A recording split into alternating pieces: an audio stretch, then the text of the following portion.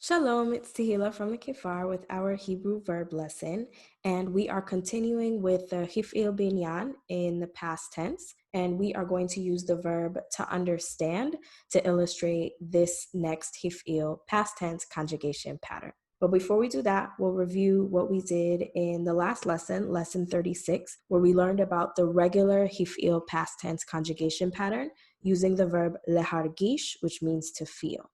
So our first example verb was lehakshiv, and lehakshiv is to listen or to pay attention. So as always, the first step is to get rid of that lamed. And even though our infinitive is lehakshiv, the way that we pronounce this is hikshiv, following the E sound pattern of our binyan.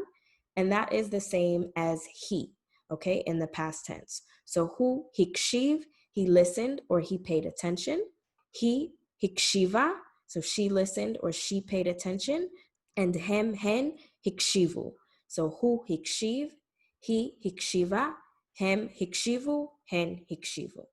And then for the rest of our conjugations, we have a slightly different pattern. So instead of e, it's a.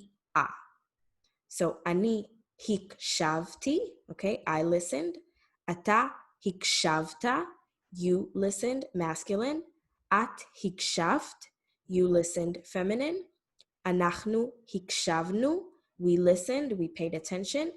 Atem hikshavtem, you masculine plural. And aten hikshavten. Our second example verb was lehafria, and lehafria is to disturb or to interrupt.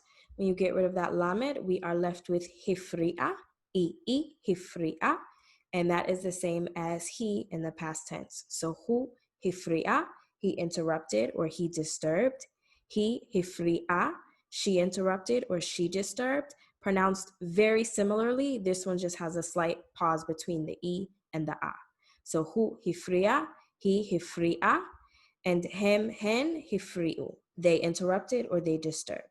And now for the rest of our pronouns, all the ones that start with aleph, our sound pattern is going to change from e to a. So ani hifrati, I interrupted. Ata hifrata, you disturbed, masculine. At hifrat, you interrupted, feminine. Anachnu hifranu, we interrupted or we disturbed. Atem hifratem, you all, masculine, disturbed. And aten hifraten, you all, feminine, interrupted.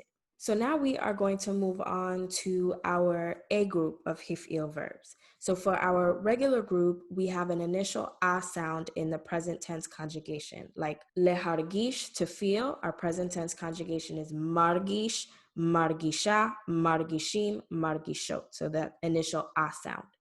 For this A group, our initial sound is A as opposed to A.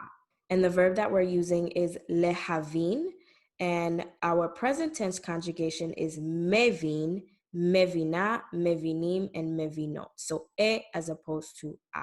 And so this is the pattern that we are going to look at today. So our infinitive lehavin, when we get rid of the lamed, we're left with hevin, and hevin is he in the past tense. So hu hevin, he understood. And then he, hevina, she understood. So hevin, masculine, hevina, feminine. And hem, hen, hevinu, they understood. So from hevina, she, to hevinu, they. So hu hevin, he understood. He hevina, she understood. And hem, hen, hevinu, they understood. So our sound pattern is e, okay? Hevin, hevina, and then hevinu. For our aleph pronouns, all of the other pronouns, our second vowel is going to change to an a. So instead of e, it's going to be e, a. So he vanti, he vanta, he vant, etc. He vantem, and he vanten. So you've probably noticed that this box doesn't look like all the others. And the reason for that is because here we have a verb that ends in a nun, or the piece that we're using, the last letter of our root, ends in a noon. So we're not actually going to use it because we already have a noon here. What we are going to do is add a dagesh, so that dot that you see sometimes in the middle of letters. And that dagesh lets us know that the noon here is doubled. So instead of actually doubling the noon and writing a noon 2 times, we're just going to use the one and add the dagesh. So that's why this one is sort of shaded out, because we're still pronouncing it. We're just not spelling it with both of the noons. And you'll see what I mean in a second. So here we have lehavin, to understand. Get rid of our lamed. We are left with hevin, which is third person past tense. So hu hevin, he understood. He hevina, she understood. Hem hevinu, hen hevinu. They masculine and they feminine understood. So our sound pattern was e, and now for the rest of our pronouns, we're going to switch to a. So ani hevanti, hevanti, I understood. Ata hevanta, you understood, masculine. At hevant, you understood, feminine. Anachnu hevannu. And here you can see that we only used one of the noons, but we added the dagesh here to let you know that this sound is essentially doubled. So we wrapped up the noon from the hevin with the noon from our nu, our regular suffix, but instead of writing it twice, we just write it once with that dagesh for emphasis. So anachnu hevannu, we understood. Atem hevantem, you masculine plural understood. And aten hevanten, so you feminine plural understood. All right, so as always, you're going to use what we did in this video to conjugate some example verbs. So your first verb is lehachin, and lehachin is to prepare or to make. And the second verb is lahagiv, and lahagiv is to react or to respond. Okay, so these are both in the A group of Hifil verbs.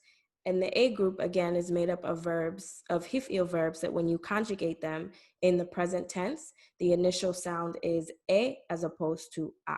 So like hevin or mechin or megiv. So if you want to go over the exercises, you don't want to wait for the next video, you are welcome to come to one or both of the Q&A sessions that I host for Patreons. The link is in the description. Otherwise, we will, of course, go over the verbs in lesson number 38.